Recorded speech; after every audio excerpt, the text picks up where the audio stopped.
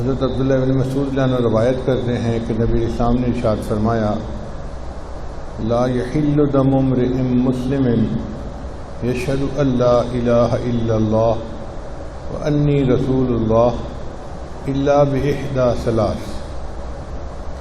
نبی اسلام نے ارشاد فرمایا کہ مسلمان بندے کا خون کہیں جائز نہیں جس نے اللہ کے وحدانیت کی گواہی دی ہو اور میری رسالت کی گواہی دی ہو، سوائے 3 صورتوں کے۔ پہلی صورت یہ کہ اس نے کسی کو قتل کیا، تو جب کسی کو قتل کیا تو قتل کے بدلے قتل، اس کو بھی پھانسی دی جائے گی۔ اور دوسری صورت شادی شدہ زانی تھا، چونکہ شریعت میں اس کی سزا رجم کرنا ہے، لہذا اس کو بھی مارا جا سکتا ہے۔ اور تیسری صورت جس نے دین کو ہی چھوڑ دیا، واقعی جو بندہ دین اسلام کو چھوڑ دے پھر وہ زندہ رہنے کے قابل نہیں ہے۔ 3 صورتوں کے علاوہ مسلمان کو کسی صورت میں قتل نہیں کیا جا سکتا۔ اور یہ بات نبی علیہ السلام نے حجۃ الوداع کے موقع پہ بھی فرمائی کہ اے لوگو فإن دماءکم واموالکم واعراضکم، بے شک تمہارے خون، تمہارے مال اور تمہاری عزتیں علیکم حرام کحرمت یومکم ھذا فی بلدکم ھذا فی شہرکم ھذا، اسی طرح حرام ہے جس طرح یہ جگہ، یہ مہینہ اور یہ آج کا دن حرمت والا ہے، اسی طرح مسلمان کے جان، مال اور عزت، آبرو یہ بھی عزت والی ہے، کوئی بندہ کسی کی عزت پہ ہاتھ نہیں اٹھا سکتا۔ چنانچہ ایک حدیث مبارکہ میں نبی رسول نے ارشاد فرمایا کہ جو مسلمان اپنے مسلمان بھائی کی طرف لوہے کی چیز کا اشارہ کرے، لوہے کی چیز سے مراد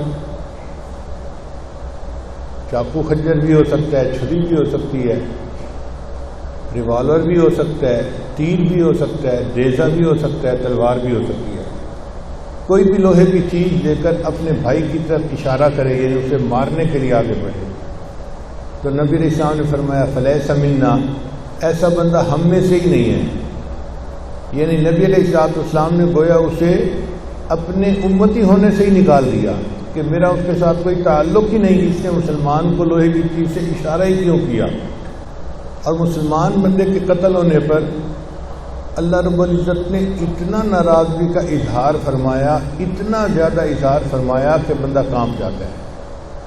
چنانچہ ارشاد فرمایا وَمَن يَقْتُلْ مُؤْمِنًا مُتَعَمِّدًا، اور جو کسی مومن کو ارادتاً قتل کرے، ایک ہوتا ہے بغیر ارادے کے قتل ہونا، جیسے ایک بندہ گھر سے نکلا گاڑی لے کر کہ مجھے دفتر جلدی جانا ہے، اب گاڑی تیز چلا رہا تھا، ایکسیڈنٹ ہوا، کوئی بندہ مر گیا، تو یہ غیر ارادی قتل ہے۔ یہ کوئی ارادہ لے کے نہیں چلا تھا کہ میں نے بندے کو مارنا ہے، یہ تو اپنے دفتر جا رہا تھا، مگر بریک فیل ہو گئی یا ٹریفک ایسی تھی کہ ایکسیڈنٹ ہو گیا، بندہ فوت ہو گیا، تو شریعت نے اس کی دیت کہی ہے۔ دیت کا مطلب ہوتا ہے خون بہا ادا کرنا، اور جو ارادتاً قتل ہو اس کا قصاص ہوتا ہے کہ بندے کے بدلے بندہ۔ اب اللہ فرماتے ہیں کہ جس بندے نے کسی مومن کو ارادتاً قتل کیا فَجَزَاؤُهُ جَهَنَّمُ، اس کی جزا جہنم۔ اب آپ بتائیے کتنا وضاحت کے ساتھ صاف کہہ دیا یہ بندہ معافی کے قابل نہیں، یہ جہنمی بندہ ہے۔ تو ان الفاظ کو پڑھ کے دل ڈر جاتا ہے کہ یہ کتنا بڑا گناہ ہے کہ اللہ تعالیٰ کوئی رو رعایت نہیں کر رہے، کوئی اس کے ساتھ نرمی کا معاملہ نہیں کر رہے۔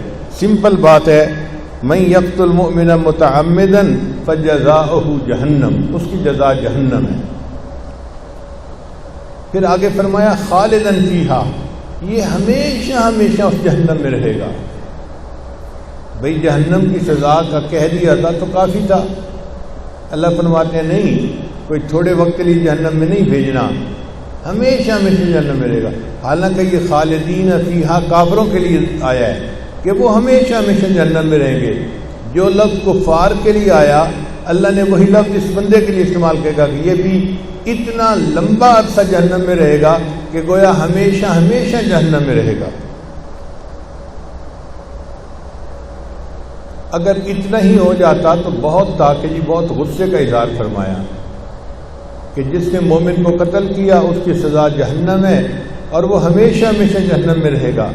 اللہ فرماتے ہیں وغضب اللہ علیہ، اور اس کے اوپر اللہ کا غضب ہوگا۔ اللہ اکبر کبیرہ۔ ایسے لگتا ہے کہ اللہ رب العزت کو اس بات پہ اتنا جلال آیا کہ فرمایا کہ یہ بندہ جہنمی ہے، ہمیشہ ہمیشہ جہنم میں رہے گا اور اس پر اللہ کا غضب بھی ہوگا۔ وَأَعَدَّ لَهُ عَذَابًا عَظِيمًا، اور اللہ نے اس کے لیے تو بڑا عظیم عذاب تیار کر کے رکھا ہوا ہے۔ اب آپ بتائیے اس آیت کو پڑھ کے کیا اندازہ ہوتا ہے کہ اللہ تعالیٰ بہت غصے میں، بہت جلال میں ہے۔